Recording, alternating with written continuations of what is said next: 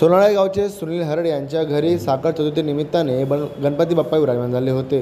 बाप्पांची पूजा आरती मोठ्या मनभावे हरड परिवाराच्या वतीने करण्यात आली। यावेळी मोठ्या संख्येने सोनाळे परिसर व सोनाळे गावातून ग्रामस्थांनी त्यांच्या निवासस्थानी साखर चतुर्थी निमित्त विराजमान बाप्पाचे दर्शन घेतले व महाप्रसादाचा लाभ देखील घेतला।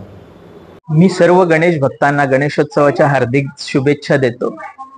सर्वांना सुख समृद्धी समाधान आणि चांगलं आरोग्य लाभो अशी बाप्पाचरणी प्रार्थना करतो। आपण मागचे 10 दिवस बघितलंच असेल की गणेशोत्सव हा महाराष्ट्रातच नव्हे तर संपूर्ण देशात मोठ्या उत्साहाने आणि आनंदाने साजरा झाला। 10 दिवसाचं विसर्जनही मोठ्या उत्साहाने आणि जल्लोषाने विसर्जन झालं बाप्पाचं।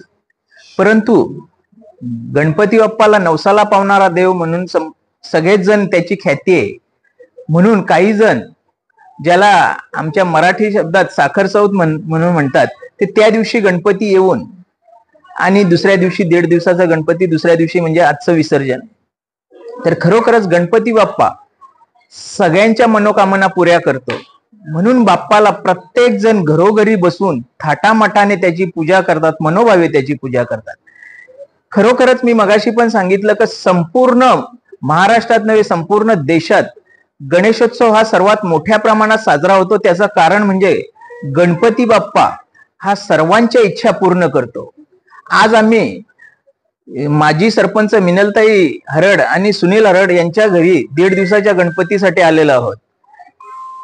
मी बाप्पाचरणी प्रार्थना करतो की त्यांनी ज्या भाविकतेने त्यांच्या आदराने गणपती बाप्पाचं पूजन केलेलं आहे, त्यांच्या मनातील सर्व इच्छा आकांक्षा ह्या पुऱ्या होत त्यांना अशाच प्रकारे कुठलाही त्रास होऊ नये, त्यांचं आरोग्य चांगलं राहावं अशी बाप्पाचरणी प्रार्थना करतो। मी परत एकदा सगळ्यांना गणेशोत्सवाच्या हार्दिक शुभेच्छा देतो।